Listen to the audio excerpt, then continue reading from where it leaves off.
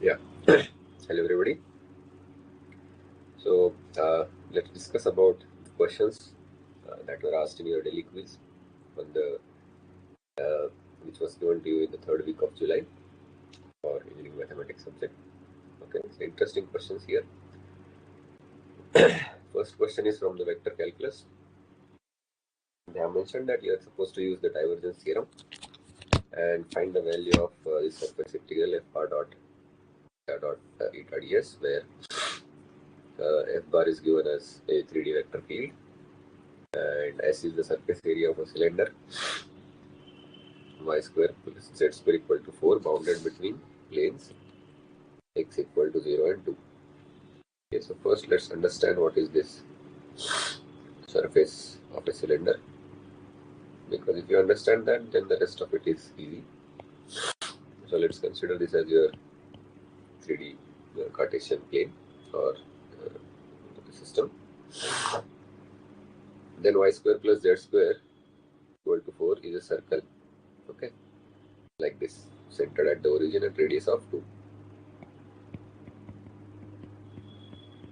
Okay, and this is your origin, and this is going from x equal to 0 to, let's say, x equal to 2. Okay, so this is the cylinder that they're talking about. The sketch is not up to the scale, so that's why you may see some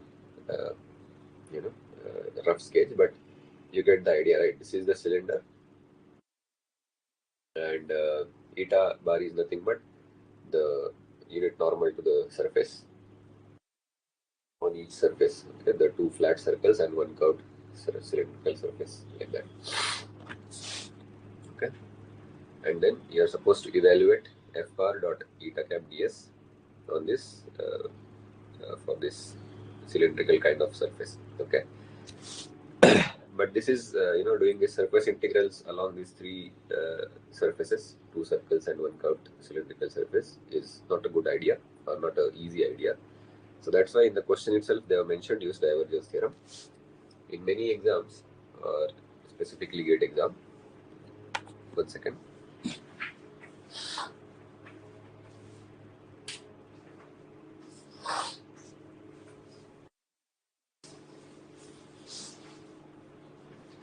Yeah. So in GATE exam, it is not always that they mention that you are supposed to use divergence theorem and all. Okay. So in this question it is mentioned, so you can start from there, but it's not always that simple. So you need to understand when can we use divergence theorem. Okay. So the basic idea is divergence theorem connects surface integrals with volume integrals, but those surfaces have to be a closed surfaces or closed surfaces. But closed by, when we say closed surfaces, that means it has to encompass a finite volume.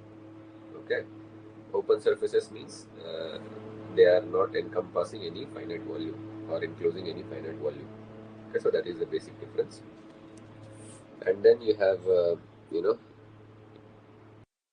this divergence theorem is sometimes also called as Gauss divergence theorem.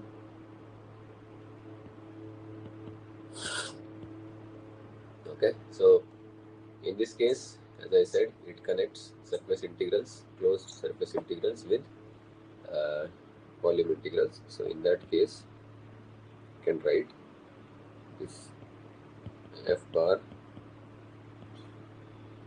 I think n bar, theta bar, ds equal to a volume integral of divergence of this vector field and volume, elemental volume. Okay. So this volume integral is easier to evaluate in many of the cases, and that's what we are going to do here also. But if you see, this is the divergence of f, so first let's calculate the divergence of f. So f bar is given as this 3D vector field. So divergence is taking component wise partial derivatives in that direction, right? So that means it will be del by del x of x power 4 minus y square, first component, then del by del y of second component of f, that is 2xy, and then del by del z of third component, which is just, I think, z. So this will give you 4x cube because y is a constant when you do partial derivative with respect to x. From second term you will get 2x and last term will give you 1. Okay, so this is your divergence, and then you are supposed to evaluate this integral on the RHS of divergence theorem to get the answer. Okay, because evaluating LHS, which is the surface integral, is not easy. You can do it that way also, but not easy. That's why we are using Gauss divergence theorem. Okay, so let's do that. So this volume integral will be nothing but that is 4x cube plus 2x plus 1, and this will be dx dy dz. The elemental volume area in a volume element in a 3D Cartesian plane will be dx dy dz. Now before going into the integral, see this 4x cube plus 2x plus 1 term doesn't have any y or z terms in it, right? So when you will integrate with respect to y and z, that will be just treated as constant. So therefore, it is equivalent of doing integration of this with respect to x, and then the remaining dy dz integral, because x is considered as constant when you integrate with respect to y and z. Okay, so now this will be, you can see that that's why the envisioning of this surface area surface is the important part. So here when you do integration with respect to y and z, that is nothing but area of this circle, and the radius is 2, pi square plus z square equal to 4, right? So therefore when you do this, that will be just pi 2 square, which will be 4 pi. Okay, because that is the area of a circle in yz plane, and that's what this dy dz double integral represents, right? And then you are supposed to evaluate this, and here also your x will be going from 0 to 2. That is also given in the question. So let's do this integral. That will be nothing but x power 4 by 4, so that 4 gets cancelled, plus x square by 2, so 2 also gets cancelled, plus x, and the limits are 0 to 2. So when you put 0, the lower limit all goes to 0. So this will be 2 power 4 plus 4 plus 2. So 2 power 4 is 16, plus 4 is 20, plus 2 is 22. Okay, the lower limit is 0. Yeah, and therefore your final answer, which is your surface integral,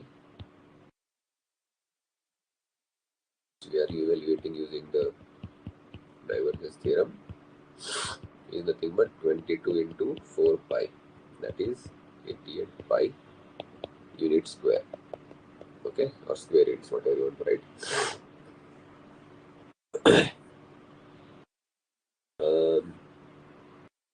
Is it square unit or square cube, right? It should be cube, no? It's a volume integral, so it should be cube. Cubic unit, okay? Anyway, that doesn't matter because that they are not asking. What they are asking is the value of this. What is the value? Okay, so it is a data entry type of question, not a option follow question. So, and the answer is also 88 pi as per your answer key, so that should be correct.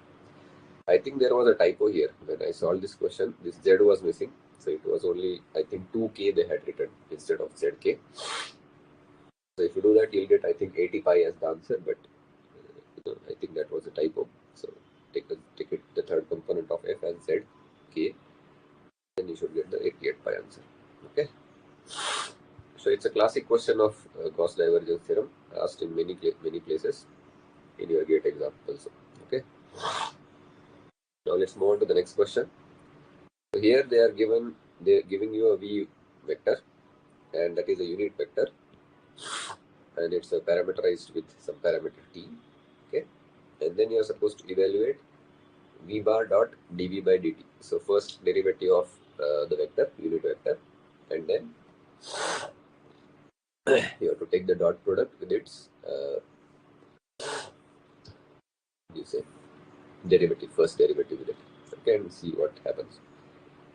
So one thing you can do is like write v as x of ti plus y of tj, and then try to do something. But there's an easy way, because the important piece of information in this problem is it's a unit vector. So if you use this much information, you should be able to solve this question. So unit vector means the magnitude of this vector will be 1, isn't it?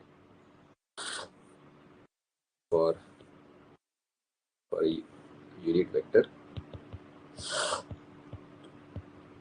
this is the L2 norm or magnitude, we call it in our general sense, has to be 1. Okay, and this can be written as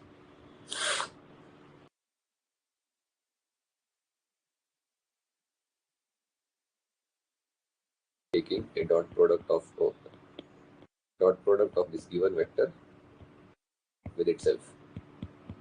Okay, I mean, like, before this step also there is one step. So what you can do is you can square this, because this is the magnitude, right?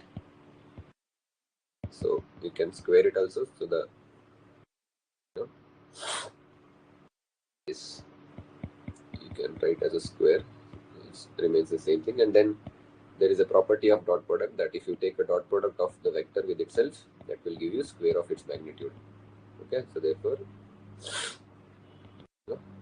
this is a property of dot product. Okay, now after this, what you can do, you can differentiate this equation. Okay, so what we are basically doing is you are taking different derivative with respect to t of v bar dot v bar, and on the RHS also same.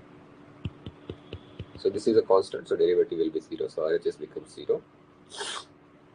And here you can use, since dot product is there, you can use your UV rule also.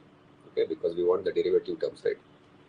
So therefore you will have v bar dot dv bar by dt, and then for the second term you will have dv bar by dt dotted with v bar t equal to 0.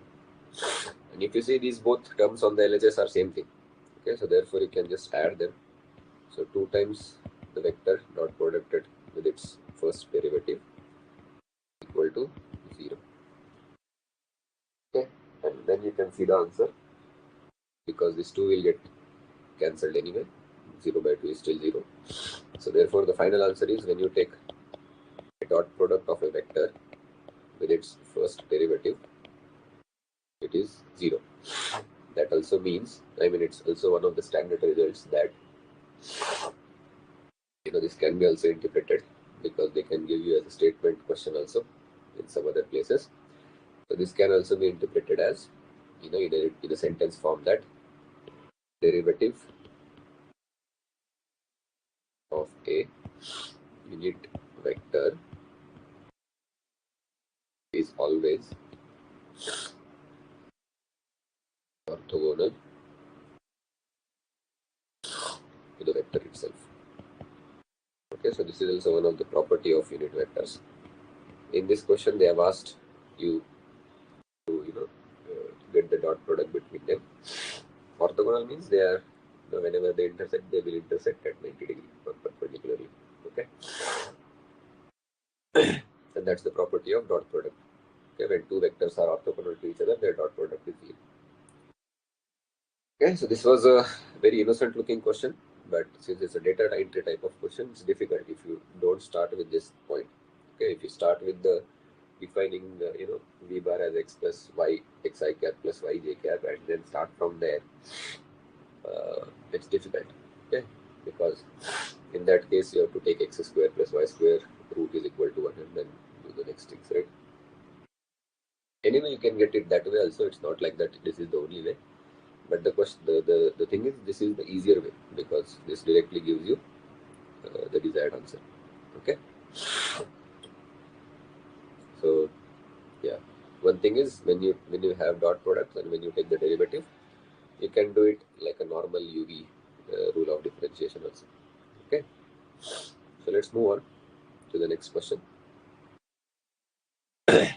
Okay, so this is an interesting question because this type of questions are asked in GATE exam, but usually they are not asked for joint probability density function. They are usually asked for a PDF of a single random variable.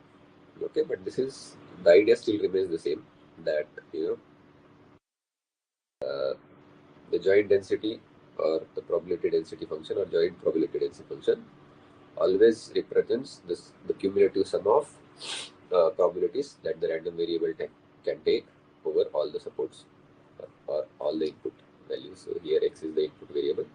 So whatever is the range for x in case of single random variable, in this case it is xy, so it's a joint, right? So whatever values x and y can take, if you integrate this joint PDF over all the supports, it will give you the value of 1 because it's a cumulative probability, right? So as per the one of the basic axioms of probability, the summation of all probability for random variable has to be equal to 1. So this is joint probability density function. Okay, sometimes they don't mention function, but this is like that. So we also call this as joint PDF. So probability density function is acronymed as PDF. And c is greater than 0, and x and y are random variables with this PDF. Okay, so this is the PDF, and you are supposed to find the value of c. And up to 4 decimal digits, you have to round it off. Okay. Okay, so as I told you, the property of PDF that we will use now to solve this question, property of a valid joint PDF, is nothing but when you take integration over x and y of your joint PDF, it has to be equal to 1. In case of single random variable, we just integrate over x or y, whatever is the random variable, and that has to be equal to 1. But here, since it's a joint PDF, the integration has to be done over x and y both. Okay. So then, your x value, if you look at the definition, it goes from 0 to 1, y also goes from 0 to 1. So therefore, these will be your limits, both x and y going from 0 to 1. fxy is nothing but c xy plus 1, and that is 0 otherwise. So only non-zero component comes from this. Okay. So it's a problem of multiple integrals now. So what you can do is you can do the first integral. Okay. So yeah, since I wrote dx first, let's change this. Doesn't matter. You can do integration with respect to x or y. The answer will be still same. So, but since I wrote dx dy, let's do the x first. Okay. So x going from 0 to 1, c xy plus 1 dx. This is your inner integral. C is a constant that comes out of the bracket. And when you are integrating with respect to x, y is treated as constant. So therefore, this will be c outside, and integration of xy will be x square by 2y, y is constant, plus x, and x is going from 0 to 1. So that is y by 2 plus 1. Lower limits are all 0 because when you put x equal to 0, both the terms go to 0. Okay, so now you are supposed, you are supposed to put this in the y integral, outer integral. Previously that we saw, right? So therefore, when y goes from 0 to 1, and you have c y by 2 plus 1 dy, that has to be equal to 1. Okay, so if you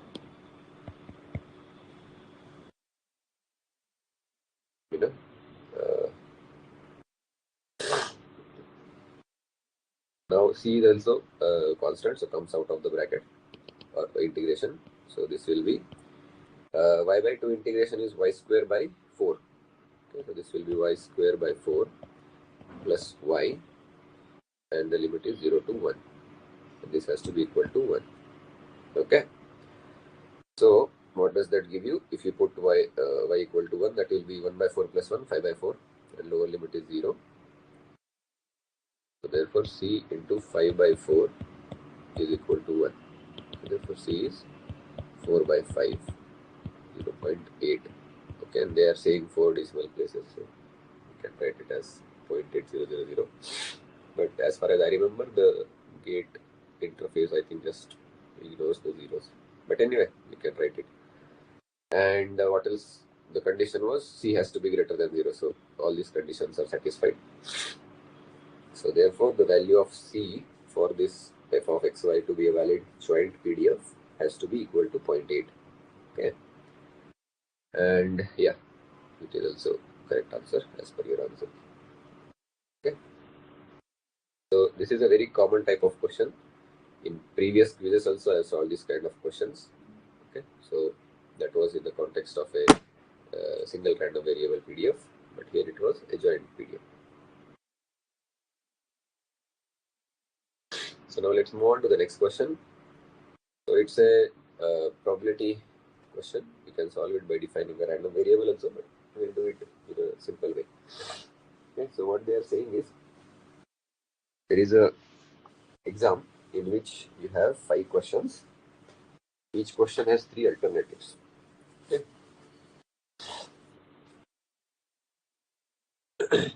So this exam has 5 questions. Each question has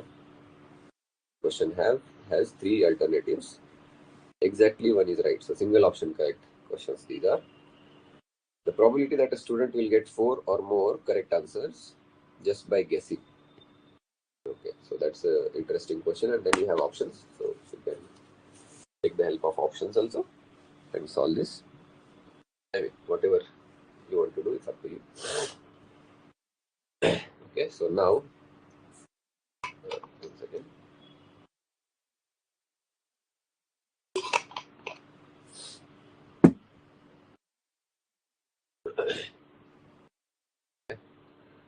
So, first let's take one question. So, for example, let's take the first question, Q1. There are 3 options. Let's say A, B, and C. Okay, and one of them is correct. So, like probability that, you can guess the answer and it will be correct is 1 by 3, right? Because one of the option is correct, right? So, probability of student guessing the correct answer is nothing but 1 by 3. Okay? Because only one option is correct. If it is more than one option correct, then the probability will change accordingly. But here it is one option correct, so the probability is 1 by 3. Okay? So this is for Q1. And now what they are asking. So the probability that student just by guessing gets 4 or more correct answers. Okay, so probability of 4 or more correct answers by just guessing. Okay, so if you see 4 or more means either 4 or 5, right? Because he or she can guess all the answers, and then also the all answers could be correct now. So therefore this will be nothing but probability of 4 correct answers. I am not writing by guessing everywhere, but you get the idea. So anyway, that is just guess only.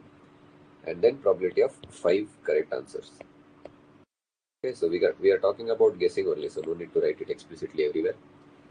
And if you evaluate these 2 probability events of these probability of these 2 events, then you should be able to get the answer by just adding.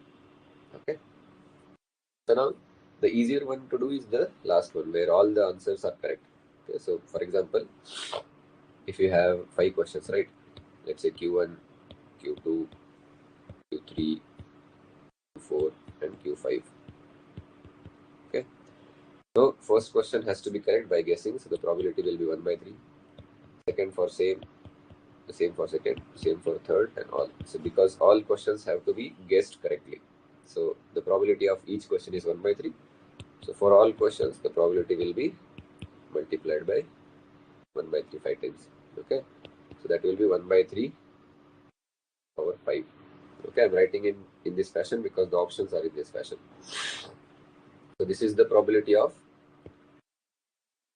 5 correct answers. This part is easier because we know the probability of individual correct answer, and then just you can do that one. But then the next part is the trickier one, where you're supposed to find a probability of 4 correct answers. What usually students will do is they'll just multiply by 1 by 3 by 4, 1 by 3 4 times. Okay, but that will be incorrect because see, if you have 4 questions like this, maybe we can go to the next slide. Yeah, so if you have 5 questions like this, okay,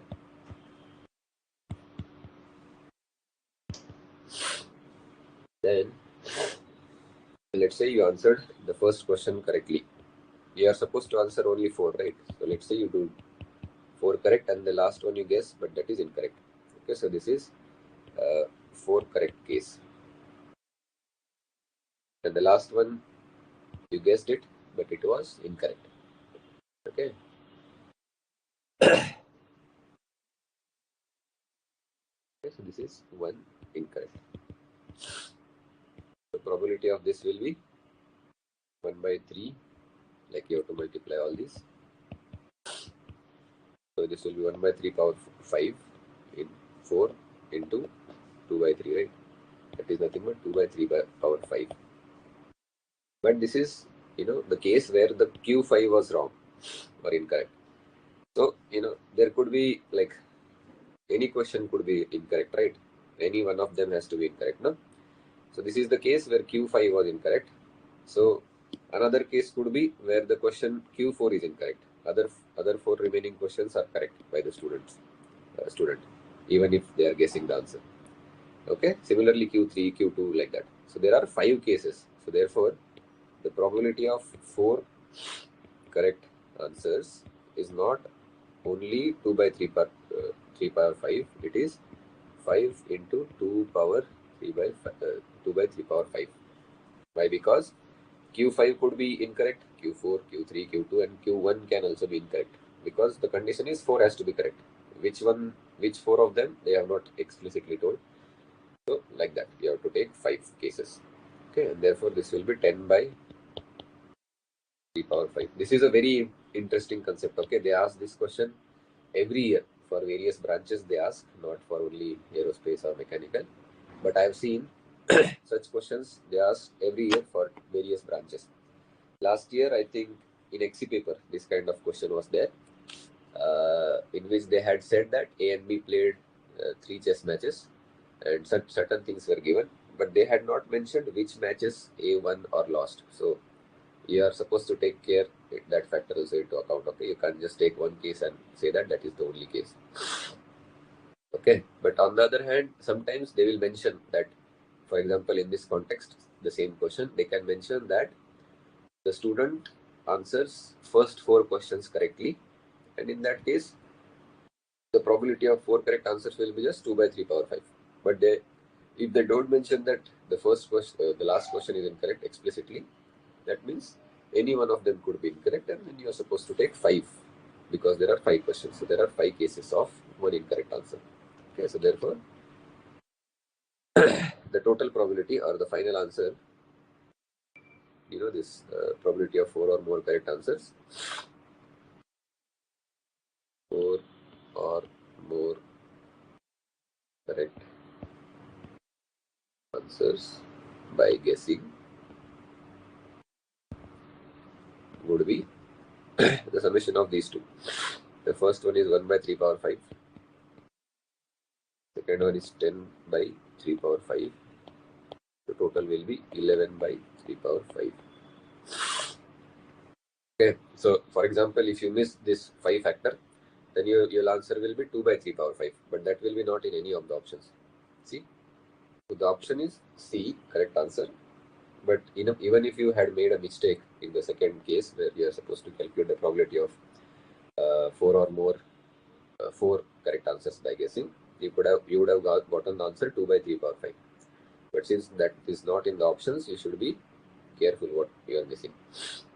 This question could be even trickier if it is a data entry type of question. In that case, most of the students will put option 2 by 3 power 5 as the correct answer, but then that will be wrong. Okay, so please keep in mind this is a very important theme of question asked many times in the GATE exam. Okay, so now let's move on to the next question. Okay, so these kind of questions are also asked sporadically. So here you need to imagine what they are asking and then solve it. Okay, so reading the question carefully is the most important part in this type of questions. So let's do that. So what they're saying is a pot contains 5 red and 2 green balls. Okay, so I'll use R as the symbol for red balls and G as the symbol for green balls. Okay, that way it is easier to imagine things. At random, a ball is drawn from this pot. If a drawn ball is green, then put a red ball in the pot. Okay, so if you draw a green ball, put a red, and if a drawn ball is red, put a green. Okay, so vice versa. While the drawn ball is not replaced in the pot. Okay, so the ball that you are drawing is not again put back in the pot, so it's just taken out. Okay, so this is the given piece of information. So now we draw another ball randomly. The probability of second ball to be red is, okay, so this is a key word, the second ball. So that means they have already drawn the first ball. You don't know the first ball color. It could be red or green also. So that's the main key takeaway from this question and what they are asking. Okay, so basically probability of the red ball in second draw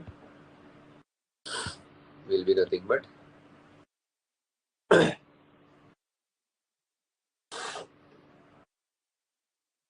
in the first draw you could have drawn red ball or green ball. Okay, so that part is the main concept. Okay, so since it's a second draw, let me use symbol like P of R2. R is a red ball, 2 means second draw.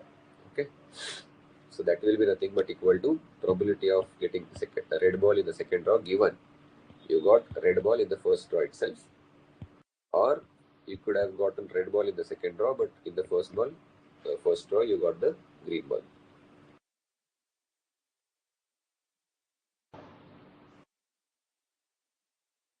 Right, but something is missing here, right? Yeah, you have to multiply by this, no? Okay, if this is confusing, let's do it in a simple fashion, because what I was trying to do is in a using conditional probabilities and all. But you can do it in a simple way also, right? So what you can write it as, so let's keep it this way. Probability of R2, so that is second draw red ball, is R2 and R1, right? Plus probability of R2 and G1. Okay, so let's not do it in a conditional probability sense. So let's first find the probabilities of R1 and G1. Okay, so that way you can then go for a second draw. So let's, at the start, so we have not drawn anything. So at the start, what do you have? You have 5 red and 2 green balls. Okay, 5 R and 2 green balls. So let's say in the first draw, you take out red ball. So then what happens? One red ball will be less, and then you are supposed to put a green ball, right?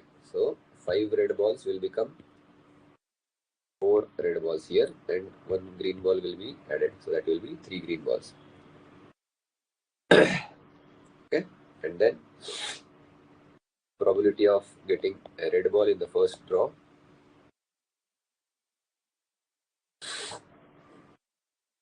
So see, this is here you can write Okay, so let it be like this.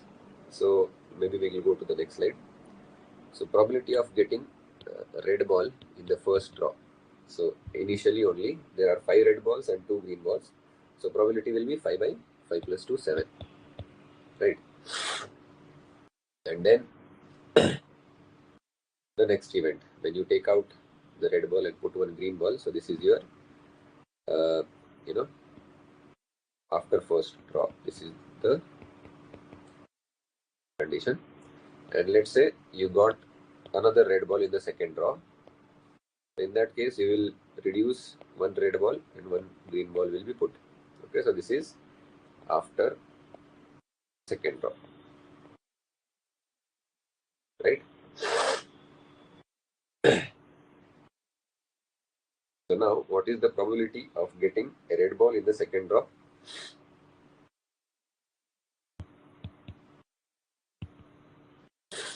That will be nothing but 4 by 7, right? Because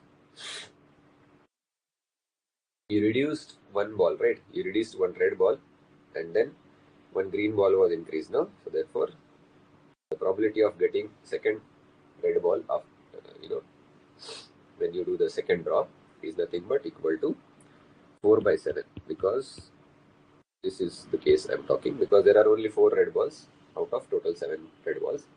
So probability of getting a red ball in the second draw will be 4 by 7. Okay. And similarly, you can do the other case where at the start you had 5r plus 2g. This is at start.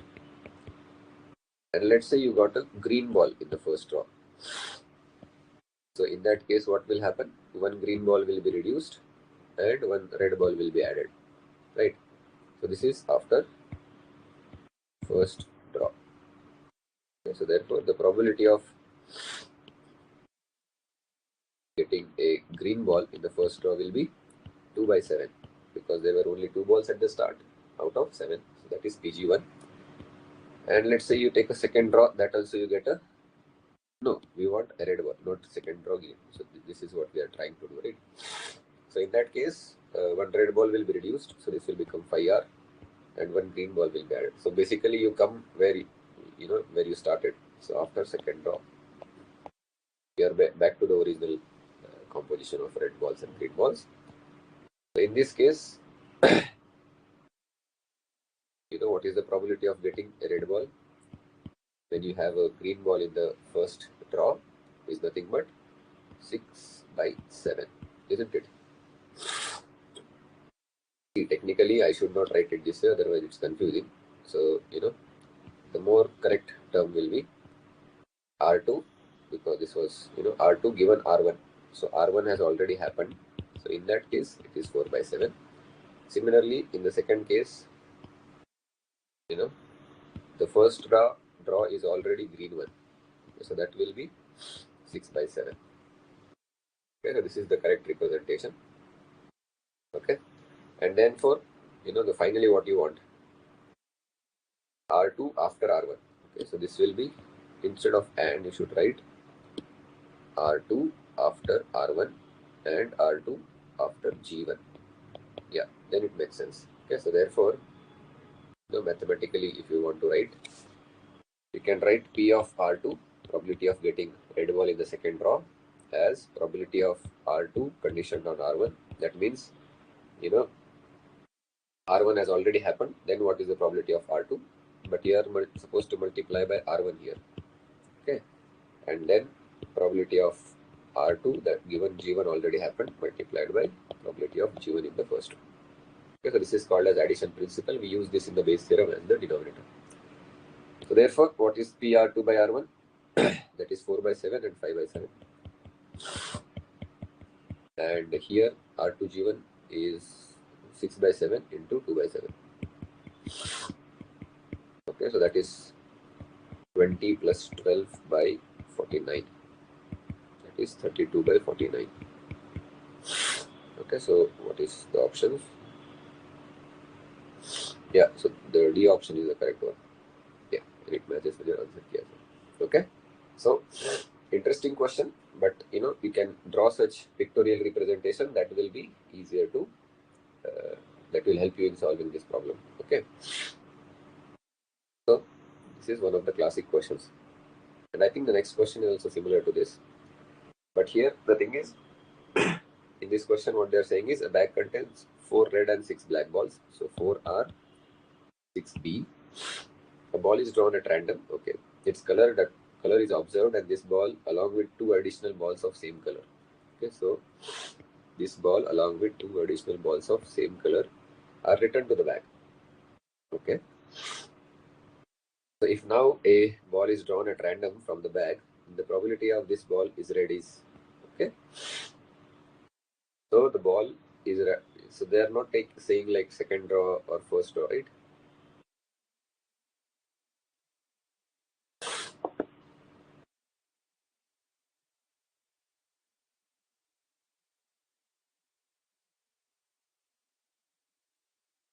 Okay, so 1 second.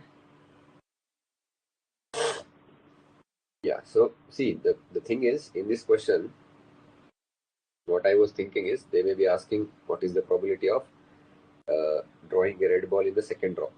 But what they are saying, if now a ball is drawn at random from the bag, so this is the first draw itself, it's not a second draw, no? Then probability that this drawn ball is red. Okay, so there are 4 red balls and 6 black balls in a bag.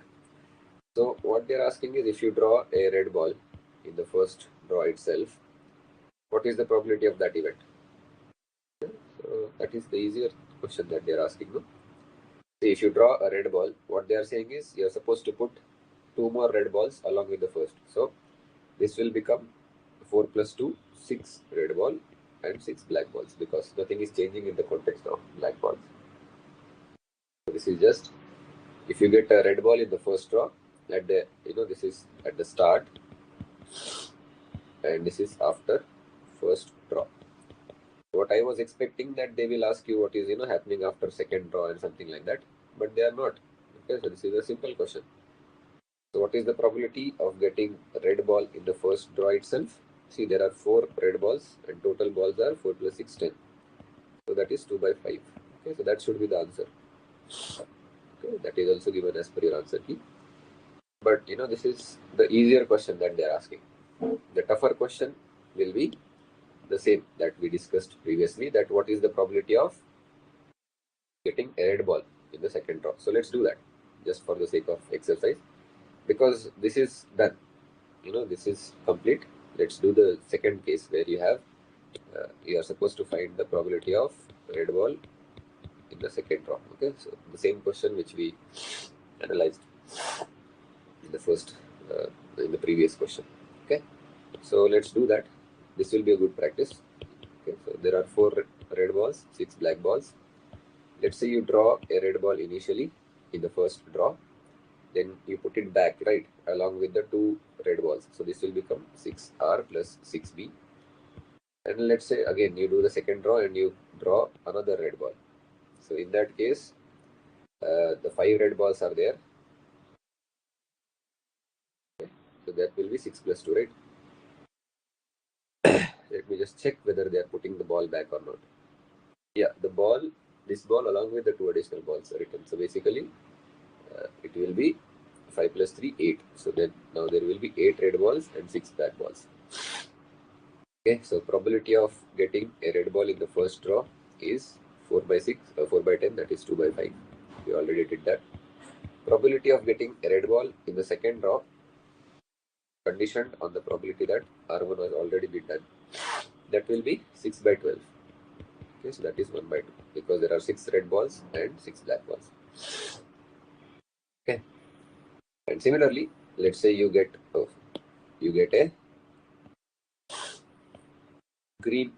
black ball here. Okay, so initially you had 4R, 6B. So if you get a black ball in the first draw, what will happen is you'll put 2 additional black balls there, right? So it will be 4R and it will be 8 black balls. And let's say that you get a red ball in the second draw. So in that case, this will become 6R and 8B will be as it is. Okay. So probability of getting a black ball in the first draw will be 6 by 10. Okay, 6 by 10, that is 3 by 5. And let's say you got the black ball in the first draw. In that case, what is the probability of getting red ball in the second draw? That will be 4 by 12.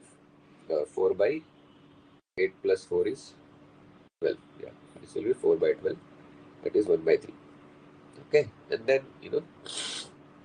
therefore, probability of getting a red ball in the second draw will be R2 condition on R1 multiplied by R1, probability of R1.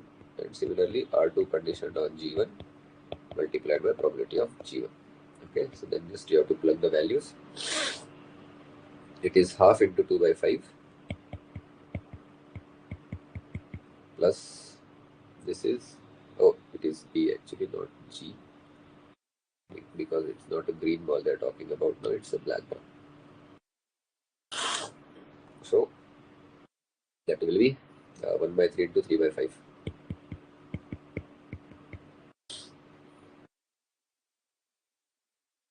Okay, so then it is 1 by 5 plus 1 by 5, that is 2 by 5. Okay, this will be your answer.